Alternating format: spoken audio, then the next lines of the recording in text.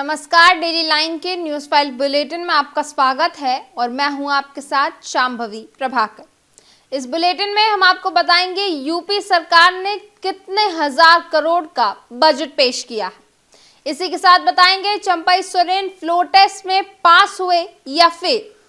साथ ही बताएंगे सीजीआई ने किसे बताया लोकतंत्र की हत्या। लेकिन उससे पहले एक नजर डालते हैं आज की हेडलाइंस पर। योगी सरकार ने पेश किया यूपी के इतिहास का सबसे बड़ा बजट। 7,36,000 करोड़ के बजट में 24,000 करोड़ की नई योजनाएं भी शामिल।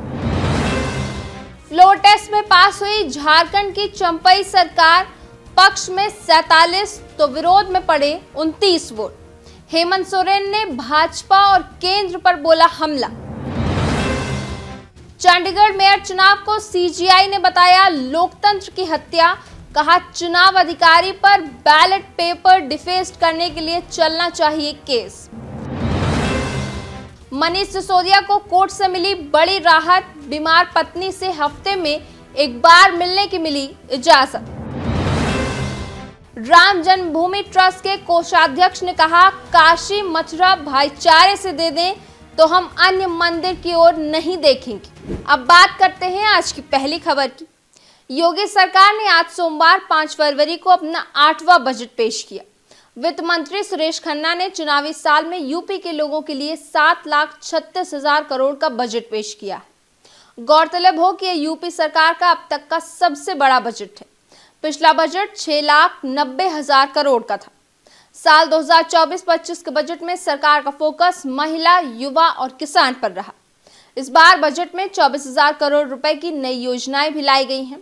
सरकार ने प्रधानमंत्री मानधन योजना के तहत 60 साल से अधिक उम्र के सीमांत और लघु किसानों को 3,000 रुपए की पेंशन देने की बात कही है। वहीं निराश्रित महिलाओं की पेंशन 500 से बढ़ाकर 1,000 रुपए कर दी गई है। गंगा एक्सप्रेसवे के लिए 2,058 करोड़ का बजट आवंटित किया गया है। स्टेट हाईवे के चौड़ीकरण के लिए 2,081 करोड़ रुपए दिए गए हैं। इसके अलावा धर्मार्थ हाईवे के लिए 1,750 करोड़ दिए गए हैं। वहीं बजट के बाद सीएम योगी ने कहा कि ये बजट प्रभु श्री राम को समर्पित है। श्री राम लोक मंगल के प्रतीक हैं और ये बजट लोक मंगल को समर्पित है। दूसरी ओर नेता प्रतिपक्ष अखिलेश यादव ने कहा कि 90% बजट 10% लोगों के लिए है। इससे गैर बराबरी बढ़ेगी। अब बात करते हैं आज की दूसरी खबर की। झारखंड में आज 5 फरवरी को हुए फ्लोर टेस्ट में चंपई सोरेन सरकार ने विश्वास मत जीत लिया है। गौरतलब हो कि मुख्यमंत्री चंपई सोरेन ने आज विश्वास मत का प्रस्ताव पेश किया था। फ्लोर टेस्ट के मद्देनजर हुई वोटिंग में सरकार के पक्ष में 47 वोट पड़े, जबकि विपक्ष में 29 वोट पड़े।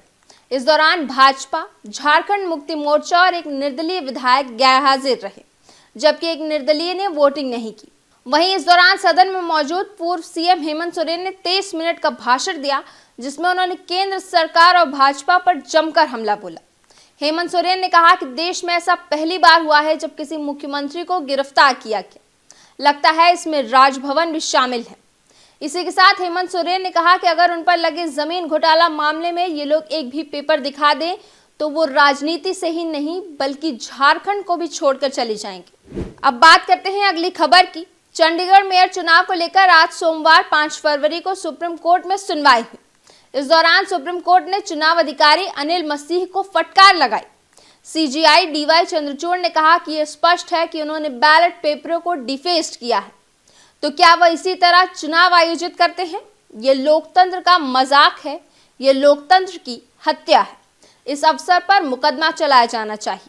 इसी के साथ सुप्रीम कोर्ट ने आदेश दिया कि मेयर चुनाव के पूरे रिकॉर्ड को जब्त कर पंजाब एवं हरियाणा हाईकोर्ट रजिस्ट्रार जनरल के पास रखा जाए और बैलेट पेपर और वीडियोग्राफी को भी संभाल कर रखा जाए। इसके साथ ही कोर्ट ने निर्देश दिया है कि चंडीगढ़ निगम की आगामी बैठक स्थगित रहेगी। बात करते हैं अगली खबर की। दिल्ली राउज एवेन्यू कोर्ट से आम आदमी पार्टी नेता और दिल्ली के पूर्व डिप्टी सीएम मनीष सिसोदिया को बड़ी राहत मिली है। कोर्ट ने मनीष सिसोदिया को एक हफ्ते में एक बार बीमार पत्नी से मिलने की इजाजत दी है। मनीष सिसोदिया कस्टडी पैरोल में पत्नी से मिल सकेंगे। इसी के साथ वो डॉक्टरों से भी मिल पाएंगे। गौरतलब है कि दिल्ली शराब घोटाला मामले में इस वक्त मनीष सिसोदिया जेल में बंद है। अब बात करेंगे अगली खबर की।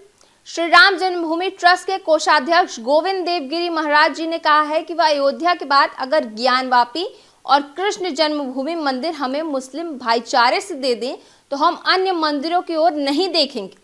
हमें भविष्य में रहना है, अतीत में नहीं। गोविंद देवगिरी ने कहा, मैं मुस्लिमों से हाथ जोड़कर अपील करता हूं, ज्ञानवापी और कृष्ण जन्मभूमि हिंदुओं को सौंप देना चाहिए, क्योंकि ये आक्रांताओं द्वारा तोड़े गए थे। विदेशी हमलों में 3500 हिंदू मंदिर तोड़े गए थे। हमारे ऊपर ये सबसे बड़े दाग हैं। लोगों को दुख है, अगर वे इस दुख को भाईचारे के साथ खत्म कर देते हैं तो भाईचारा बढ़ाने में मदद मिलेगी। इसी के साथ उन्होंने कहा कि मुस्लिम समुदाय के लोग शेष 2 मंदिरों के शांतिपूर्ण समाधान के लिए तैयार हैं, लेकिन कुछ लोग इसका विरोध करते हैं। अब बात करते हैं आज की आखिरी खबर की। उत्तर प्रदेश की बागपत कोर्ट ने हिंदू पक्ष को लाक्षागृह केस में बड़ा फैसला दे दिया है। पश्चिमी उत्तर प्रदेश के बागपत के बरनवा में लाक्षागृह पर चल रहे विवाद में बड़ा फैसला आया है।